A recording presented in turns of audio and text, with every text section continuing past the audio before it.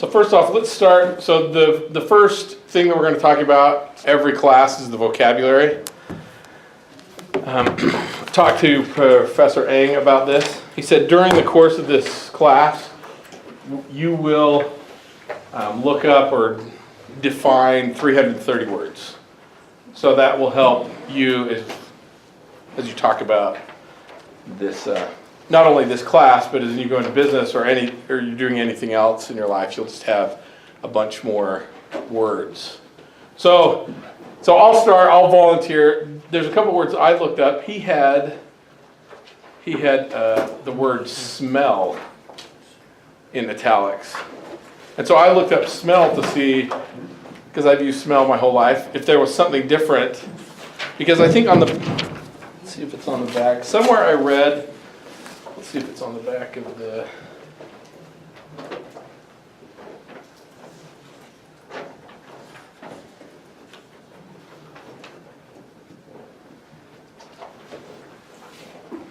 so somewhere that I read, and I think it's in this first chapter, he talks about, this probably won't be on the test. Smell probably will not be on the test. But he said that they have, the robots that they put on Mars can smell water. And I thought, is there a new definition for smell that I don't? But I looked it up, and there's not really anything different. Really, it has to do with odor. So if you can detect odor, then that's the sense of smell. I just thought that. So that was one of the words that I looked up. So also in the syllabus, it says that there's 3 parts to every assignment. There's the vocabulary, then there's the B section, which talks about who wrote the text, what is their name, who are they, why should anyone give any credence to their writings. It says, this is in the syllabus, so this is the section B, the standard 6 questions that are for every assignment. Briefly explain the intention of the author. When was the text written? What were major events happening? Where was the text written? Why is it relevant to the study of modern business? And how does the text make the student feel about their level of education? So these are the 6 questions. So, but in none of the, I don't think it lists section B in any of the assignments. I was just gonna say, I submitted it and I wasn't aware that we had to do the B. The section B, and so I'll go through there and make that change. We are supposed to do the section B for every chapter. I think this is probably to see where the writings are in context is going to help a lot. As part of the class, and so that section B, even though that's not in there, I'll try to get it added in all the, or whatever I need to do. So actually, several people asked about that. So,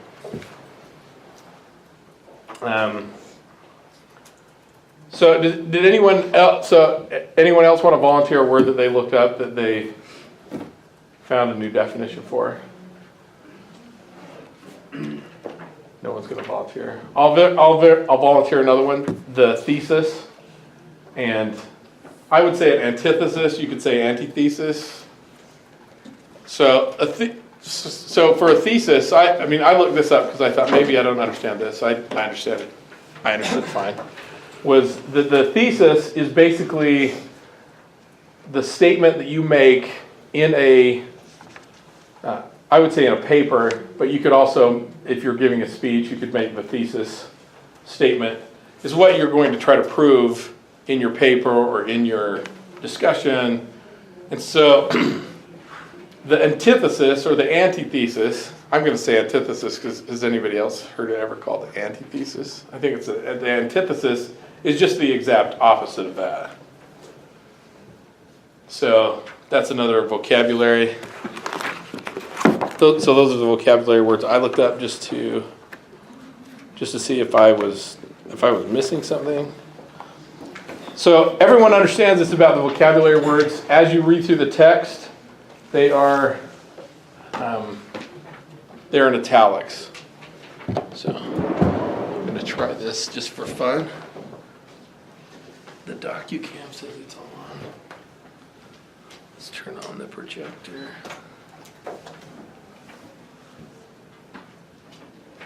Let's see if this works.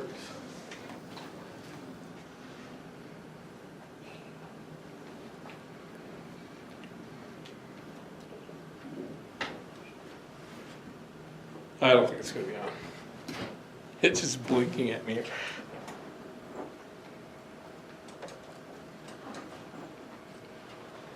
Okay, we'll let that go for a second. So so as you look through this, I mean those can be words that you use are the ones in italics. So let's see if we can get.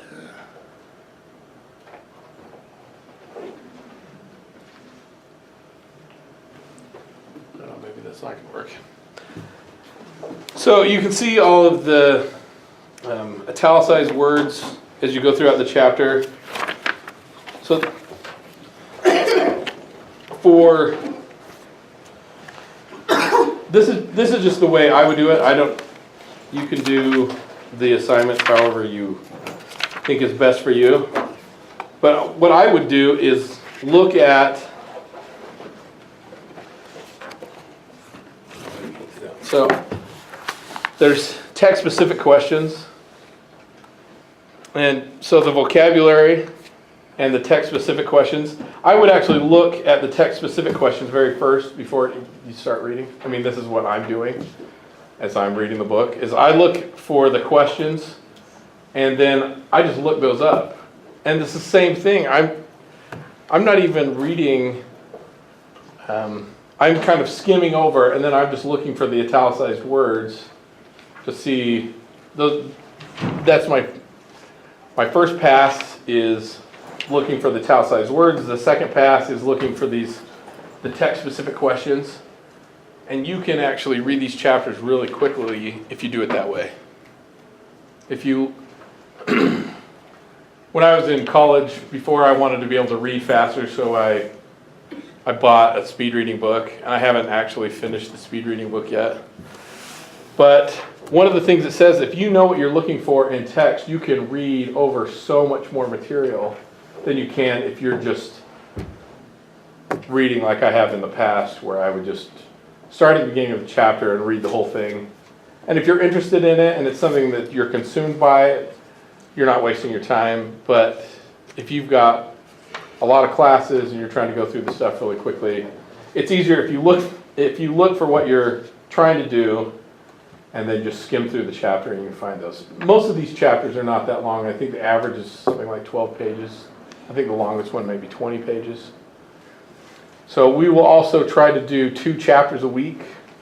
That's the other goal that we're trying to do. Let's cover that. So back to the vocabulary words. Let's just scan through here. So somebody else just, let's scientific fact. What is scientific fact? Anyone want to volunteer? Something else that I found out since last class is there is a glossary in the back. So we can cheat if we want to. It's funny, I was talking to my brother today. My brother listens to podcasts every day, so I always call him up and ask him what he learned today. And he said, in a lot of the podcasts that he listened to, they say, what is your competitive advantage?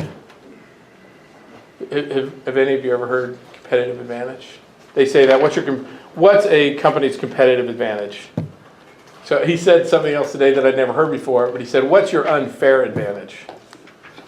So you could take it one step further and say, what is the way you're cheating the system? So we can cheat the system and look back in the glossary to see if they've got scientific. Some of the stuff you probably didn't put in here because that. I'm sorry, did you say that there was a new edition with another chapter and the questions in the back? From the last semester, there was a critical thinking book last semester. Okay. And so that book is missing one chapter that this book is. Because he just said that he just bought it at the bookstore, and it's the same thing as mine, so. Okay, yeah, no. Who's got, someone, First edition. there's a first edition and a second edition. And the second edition is a blue edition. And so I thought this was the first semester they used this edition. What do you mean blue edition? That's the first edition. The first edition is blue, the cover's blue. Okay. So if you have the second edition, it's this color. Yeah, so you Yeah. got the right one. So if you've got this ugly orange color versus the ugly blue color, if you've got the ugly orange color, you've got the right book. So I shouldn't say that, Professor. I can probably spend some time on its color. So what is scientific fact? Can I take a guess? Sure, go take a guess. Piece of information proven to be correct by science. Correct. That's a good way. That you can prove that it's correct. That's a scientific fact. So part of this, I mean, probably we should define critical thinking. Did we talk about this before? What is critical thinking? So Professor Ang said that the reason he compiled this book and put this introduction to critical thinking in the beginning of this book is because he was struggling in his classes before because people didn't understand critical thinking. So critical thinking, simply put, is your ability to detect error. That's what critical thinking is. And somewhere in 8 or 9 years ago, Harvard did a study, started asking a bunch of corporate executives. They said, what is the skill that you most need in college graduates? And 20 years before that, they said it was, I'm forgetting what it was. So it had evolved from that, and all these business executives said, we need people that are critical thinkers. So what the critical thinking process is just vetting out the possibilities and what is error. And so the quicker you are to be able to finding the errors, the better information you can come up with to make business decisions. And also in other aspects of your life. And so that's part of, that's the first question is how would you explain critical thinking to a friend? So all these business leaders that Harvard was interviewing 10 years ago said this is a skill that we need in college graduates as they're coming out. We need people to be able to detect the errors, identify those errors, and get those out of the way so we don't make, because you will make mistakes if you, is it hot in here for anybody else? It's totally cold outside. I don't know what we can do to change the temperature in here. Someone who's been at Slick before this semester, is there anything we can do to make it cooler in here? I was going to say open a window, but they don't want people jumping. I think it's just this time of day too.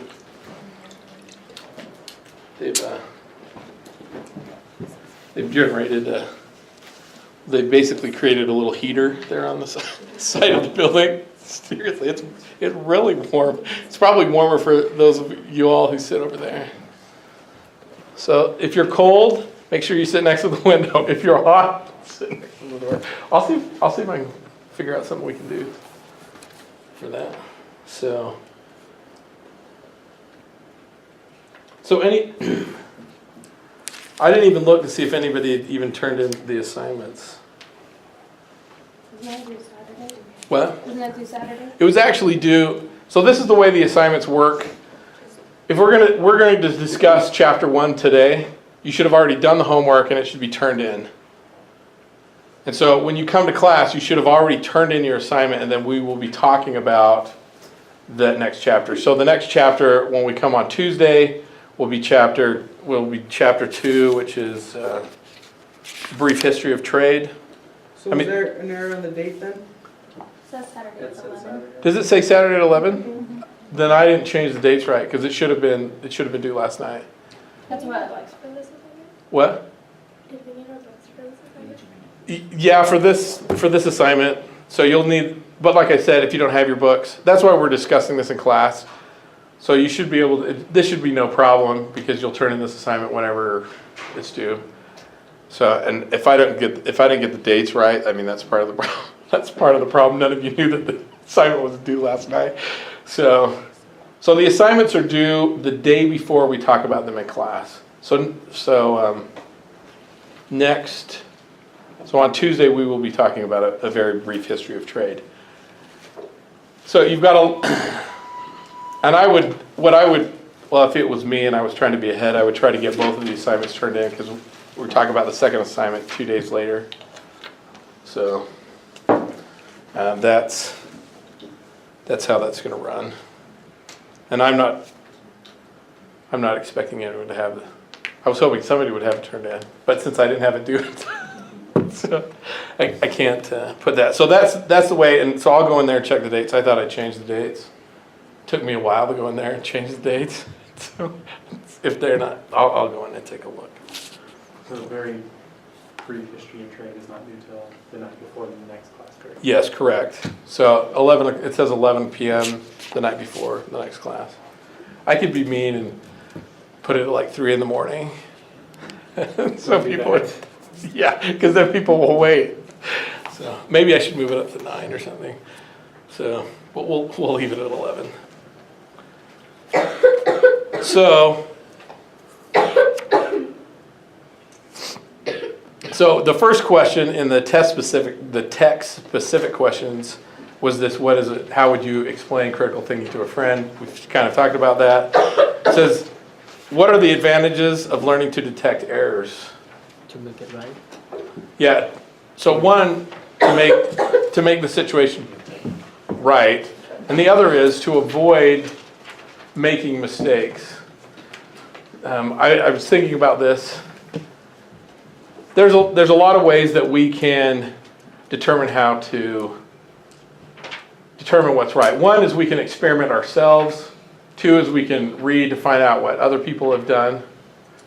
And I mean, that's part of the scientific process. You just test these things out, come up with a hypothesis. Hey, let's give this a try. And I know from working in business that being able to find the errors quickly, one of the problems with the school system is they're teaching you not to fail. You know, through the school system, they say, don't fail. I mean, when we take the tests in this class, they'll say, you know, we want you to get as many of those right, and if you don't get them right, you know, you're going to get a bad grade. Well, real life is not like that.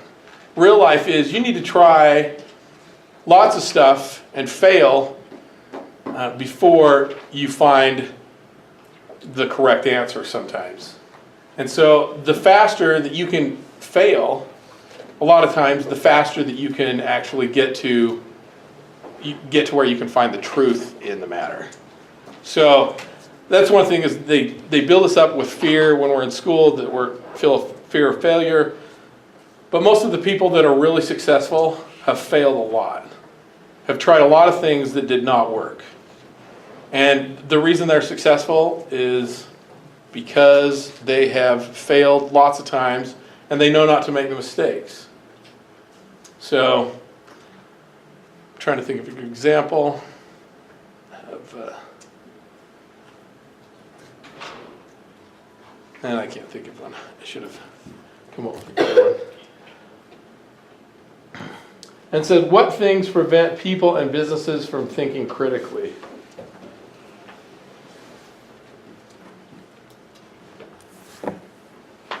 So I'll throw the first one out there. Emotion. People get emotional about things. And actually, I don't think emotion in business is a bad thing. as long as you can accept that you can fail. Don't say I can't fail. If you can say but you need to be passionate about whatever you're trying to do. So one of my philosophies of business is give people the tools to make their own failures. People that I would work with when I was a manager, they would ask me for certain tools. I mean, something's really small, like a different size stapler. Now this is something I learned just because I was listening. This is interesting. If you just listen to people and people are willing to try new things and fail, I had people, they were asking me for different staplers because they were getting documents ready to, after they'd prep documents, they'd scan the documents, and after they'd have to like bundle them up. And so they were looking for different staplers so they could go faster with what they were doing. And so I bought all these different staplers. So as we're going through the process of testing out different staplers, and it's funny, they've actually made ones now. The employees that I was working with, they wanted staplers that they could pick up and staple just with one hand. They didn't want them laying down flat. They wanted to be able to pick them up and staple them rather than have to bring, I don't know. So they said, we want ones that can stand up, and they actually make ones that can stand up now. So more than just the people that I was working with wanted staplers that could stand up. So that was one thing. But one day I just bought a bunch of staples, and because I'd set up this environment where people were giving me feedback on what was going on, they said, all these staples suck. I'm like, what's the difference between staples? They're like, the staples you had before were really awesome, and these ones are really lame. I'm like, these are swing line staples. I just ordered them from Office Max, and they showed up. And so I started to look, and there's two types of staples. There's ones, they're just regular staples, and they just say staples, and there's other ones that are called speed point staples. And there's nothing to draw on the board.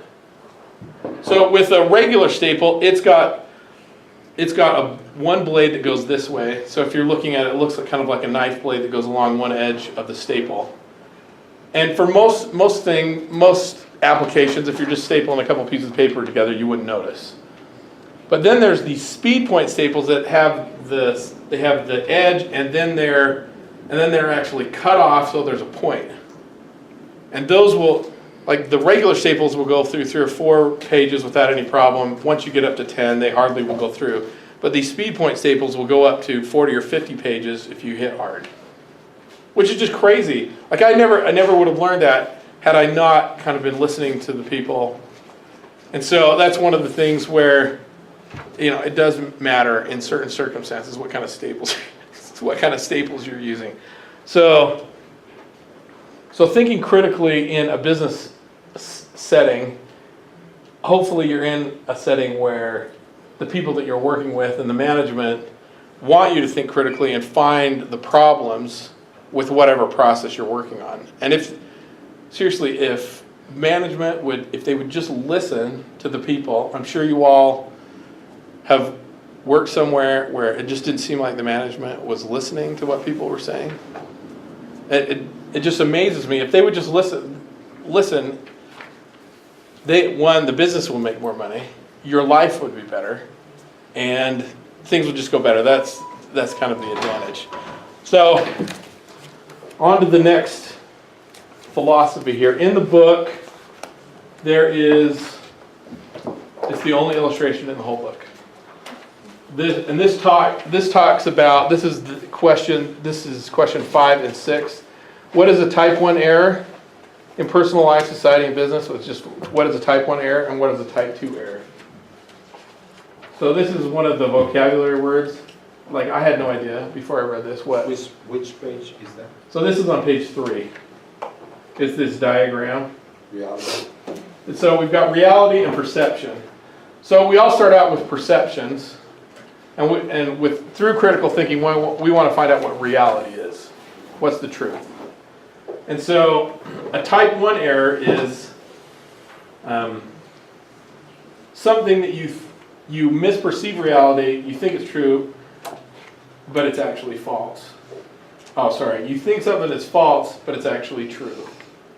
And then on the flip side is the type 2 error where you think it's true, but it's actually false. So the type 1, and so, and then they talk about the variable called alpha is the type 1 and the variable called beta is type 2.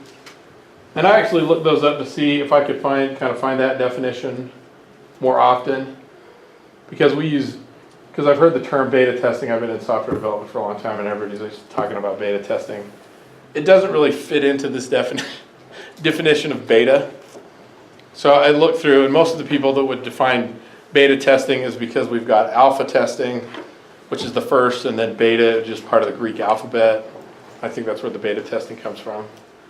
And but for the purposes of this class, remember that the type 2 is the beta and the type 1 is the alpha. So make sure to look at that. Maybe use that as two of your vocabulary words that you can turn in is the type 1. So the type 1 is where you think something is false, but it's really true. Like for instance, they used to think the world was flat.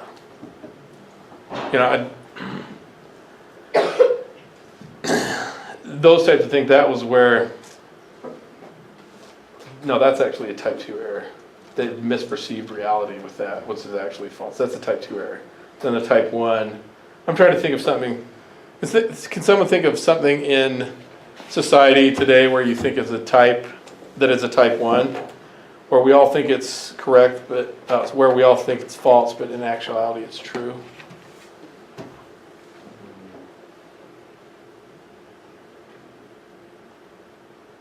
No. So I'm going to poke fun at Apple right now. So the perception is that apples are better than PCs. That may be a perception that's out there. So they are, in a number of ways, they are. Okay, if you've got an Apple, they look way cooler than PCs. They just do. I mean, that's why I bought them. And so, but the actual hardware that Mac is using is basically the same hardware that the PCs are using, because the competition has become so fierce that there's only 2 companies in the world now that really produce processors that go in personal computers, and that's Intel and AMD. There's no other competition. There's Cray computers, if you've ever heard of those. They used to make these really high-end computers, and they were making their own processors, but it just got too expensive for them, so we just got Intel and AMD that make processors now. And so Apple's using an Intel processor, so if you can buy exactly the same processor for a PC. So from my use, so you could say, if you just said an Apple is better than a PC, and you're trying to say that was true, in reality that's false. They're about the same thing. The things that make Apple, there's the operating system for Apple is better, but not because it's Apple's operating system, it's because it's using Unix as operating system. So in that way, that's the one little advantage. But the problem with the Apples being in the accounting world is there's no real enterprise level accounting software that runs on Apple. It runs on the Mac OS. There's some, you can run QuickBooks and stuff, but not like Oracle and those big things. And so depending on the environment you're in, saying that Apple's better than, sometimes it's true, sometimes it's false. So we'll use that as an example. So part of truth too is part of reality is what sphere of influence you're in. Like if you were doing web design, and you're using a PC and you're trying to log into servers and things like that, it's a little bit more cumbersome than if you're using a PC. Than if you're using a Mac. And so in the web development realm, I would say if you're a web developer, you need to have a Mac. It'll just make your life way easier. However, for the slim group of people that develop websites using Microsoft products, you're going to have to use a PC for that. So just depending on what environment you're in, also also determines what the reality is. So, but part of that is with critical thinking is understanding the environment you're in and understanding where you can find truth in your environment. So number 7, and I don't know why he puts this down as the last thing, because I think this should have been one of the first things. So we talked about this a little bit in the last class, there's 3 terms: rhetoric, dialectic, and reason. And how are these useful in business? So I can't remember if I defined rhetoric in the last class. I mean, we talked about it a little bit. But basically, rhetoric is just taking one side of an argument. So probably one of the things that we're hearing a lot of rhetoric right now in the political forum, and the politicians are so bad at this. They're so good at just spewing, and they don't even use real data. They just say, oh, like one of the things that's really hotly debated is immigration. So I'm glad we have a fairly diverse class, and so we should all be concerned with immigration. So we've got one side of the argument, and they're just saying immigration is bad. So this is the rhetoric that we're hearing, let's say I think mostly from the Republicans. We're hearing the rhetoric that immigration is bad and that we need to control immigration more than we're controlling it now. And so that they say all these things, they use all these facts about, human trafficking, all this stuff is going on because our immigration laws aren't more strict. That's only one side of the argument. So that's rhetoric. Whenever you hear the politicians start to talk, and they don't talk anything, another one is gun control. That's another one where whoever's talking, you're only hearing one side of the story. And rhetoric is usually emotional too. They're saying all these people are all flooding into the United States from somewhere else, and they're taking up all of our resources. And personally, I'm just kind of tired of it, because you just hear this one side about all this bad stuff about immigration. So that's rhetoric. And it's dangerous, and people love to get excited about that. That's where people are pounding their fists and running around. It's rhetoric. And so this is one of the goals of Professor Ang. This is one of my goals too, is you need to be a critical thinker in this situation. You have to think, okay, is immigration really bad? And so dialectic is the next term that we're talking about, and that's where we look at 2 sides of the story. So then we've got immigration is good. So one of the reasons immigration is good is because the population of the United States, we're not having our 2.1 kids in every family. So the population of the United States is actually declining. And so as long as the population is declining, the economy will suffer. The population needs to be expanding for the economy to prosper. And so I think really the only solution, so this is my rhetoric on the Democrat side, is one of the only solutions to increasing the population of the United States is through immigration. So you can look at and also this country was built on immigration. I'm sorry, we're all immigrants. It doesn't matter who was even if you're a Native American and your ancestors have been here for 2,000 years, they weren't always here. It's a pretty good chance that they were immigrants. Depending on what you believe, everyone immigrated here. Because and they've proven it through DNA tests, all life started in Africa. So everyone outside of Africa is an immigrant. And so immigration has really helped the United States because of all the diversity. If you, hopefully at some point in your life, you get to travel outside of the United States, you get to see a completely new perspective on life. Every country that you go to, you're gonna learn things, and you're going to think, wow, I never thought about that before. And there's all these opportunities to learn. And so I think immigration is a great way to get lots of different new ideas. And so that's the other side of immigration. But you hear, as the politicians speak, you're only going to hear one side or the other side of this. So, and each side is going to pick out what they think is the best about their argument, and that's what you're going to hear. And so the dialectic is saying, okay, there's two sides to this. So then we move into reason. Reason is where you don't really take a side. You look at both sides of the story and you see, okay, where are the problems with both sides of those stories? You know, where are the problems with both sides of the story? And then you're trying to find out what is really the best. I'm not even going to say best. I've said what is going to be the truth with this situation. You know, is immigration good? Is immigration bad?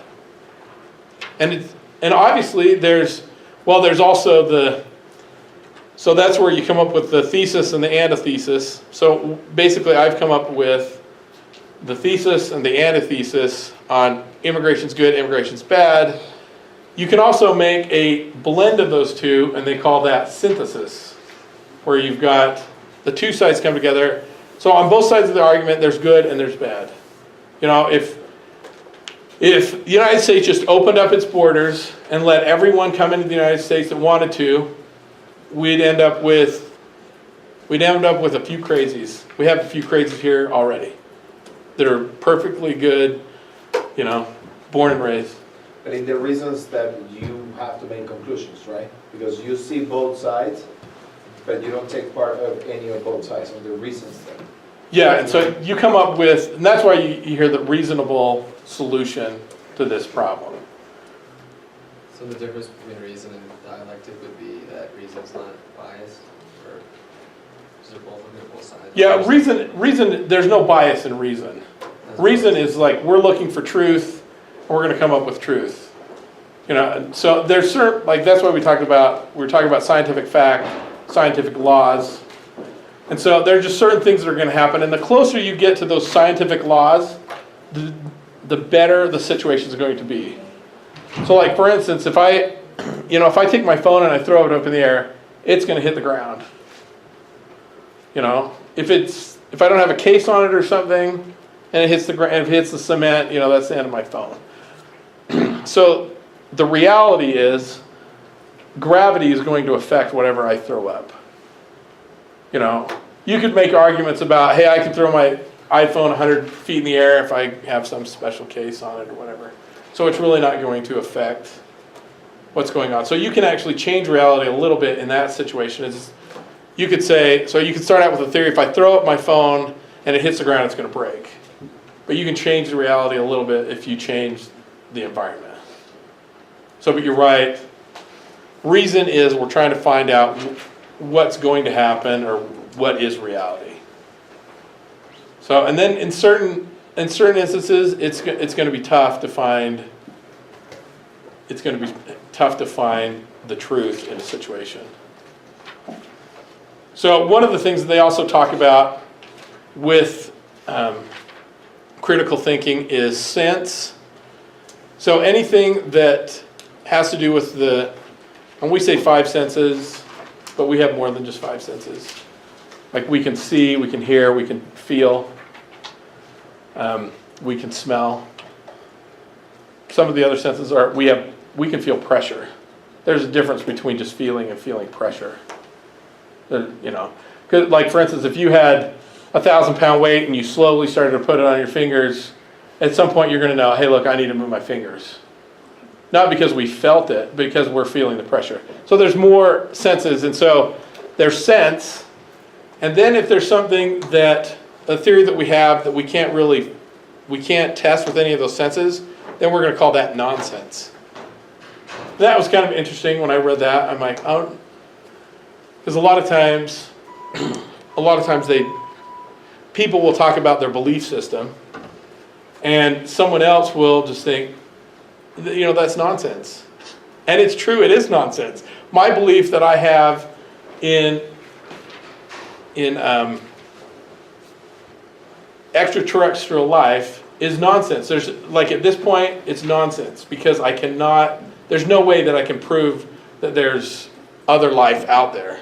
We still have not been proven that there's life on other planets. Still not proved. It's nonsense. But I still believe that there's got to be other, I don't know if it's like Star Trek, but I believe there's life out there. But that's nonsense. Really, it's nonsense. And so, putting it in that term, nonsense really isn't that bad. You've just got to come to grips with the things that you believe that are nonsense. One of the things is, I believe that my wife loves me. That's completely nonsense. You could put it that way. So she's done things. She's invested a lot of energy in trying to prove to me that she loves me. And I've done the same thing. But it doesn't have anything to do with sense. But I'm going to base some fairly significant things. We have 4 children. And I'm going to believe because my wife loves me and my 4 children, I can leave my children with my wife and she will take care of the children. That's nonsense, but that is... So you need to understand that as we talk about critical thinking. You need to just own your nonsense. That maybe you can't sense it, but you're still going to believe that. So, this is one of my nonsense theories, is the reason that the United States is the leader in the world is because of the amount of freedom that we enjoy in the United States. One, we can say anything that we want to. And once again, we can say anything we want to as long as it's not like fire in a theater or something like that. You stood up and yell fire in a theater and people trample and get hurt. That's not good. But we believe in the United States that we can do anything we want. If we want to start a business, we can go start a business. The government will try to tax us and things like that, but if we want to start a business, we can. Living in the United States, if we say we hate the government, which a lot of us do in a lot of cases, we hate what the government's doing. When we're driving down the road and the pothole's not fixed, we can hate the government. And so we can do that here, but that freedom that we're allowed to kind of think way outside of the box, I think that's one of the reasons that the United States is... Well, one of the reasons that the United States does so well is because we've got all these people coming together and we have to get along and we have to figure out how to get along with each other and also accept all these different ideas. And we can do all this stuff. So, but that's a nonsense. There's no way I'm ever going to be able to prove that theory. I can use a lot of studies and everything else, but it's going to be really hard to prove. So, that's what we're trying to do in this class. So that's basically what the homework is. If you're paying attention, you're taking notes, you're done with the assignment. So, I have a question. Where can we find part B? Part B is just the very first. So it is on page 511. And it says, wish this thing was working. It says, answer each of the following standard 6 questions for each of the reading. That is part B. So who wrote the text? What is their name? Who were they? Why should we care who they were? Why should we give weight to what they're doing? And did they write anything else of importance? So that's the first thing. And I'll post this in this little section. I'll post that in the syllabus. I wonder if it is in the syllabus. Is it in the syllabus? Let's see if it talks about. So what's part B of every chapter? So that is part B. It's the same. It's those same questions for every chapter. Are we gonna have to do it, or can we omit it? No, you need to do it for every chapter. I see. So the context of where these folks are coming from,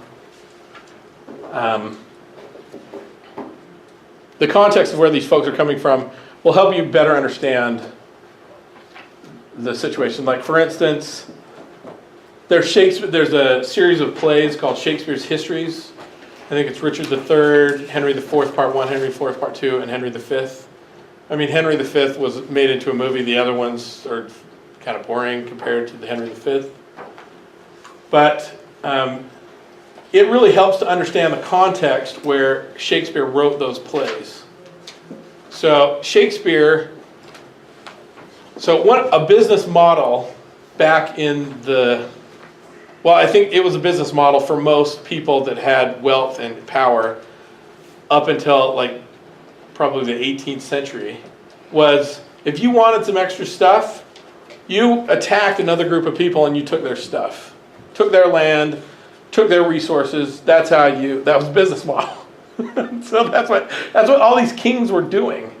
I mean, we talk about the Crusades and whatever, they probably come up with all kinds of justifications, but it was basically a business model. Hey, we want some more stuff, we're going to go take it from them. So that's kind of, we're not, in some ways, business is kind of like that now, but not quite as, it's not as brutal. But that was the business model. And so it had been the business model for a long time. And Shakespeare, in his plays, it actually criticizes that model. And actually specifically criticizes the King of England in those plays, like that he is completely unjustified by attacking the French. And it's interesting kind of the conversation that goes on in those plays because of that. But living in the modern era, living in the United States, living in the bubble that we live in the United States, reading those plays, unless you understand the context, it doesn't make as much sense. And you don't understand the gravity that, I mean, I think Shakespeare was really risking his livelihood criticizing the King of France, because he was really popular back then, just like Shakespeare's popular now. So if the king got wind that he was criticizing him through his plays, and the king must have been an idiot, because it's really apparent that he's criticizing that business model of, destroy and conquer type of a. So he basically, Shakespeare's like, he can't really justify attacking France, because if France is not attacking him, he just wants their stuff. And so, without the context, it would be really, sure, there's some good speeches and stuff in the plays, but without that context, it makes it a lot more amazing once you understand that context. So that's why we want to understand the context of where the writers are. It'll give you a better understanding of kind of their perspective. So just like with Professor Ang, I mean, the reason he wrote the book, the context was he didn't think that we were doing a good job at SLIC of teaching folks critical thinking. So he put this book together to help with that. And he adds that first chapter where we define critical thinking, and then the different processes. We've got rhetoric, dialectic, and then reason for kind of discovering this. So that's actually all that we've got for today.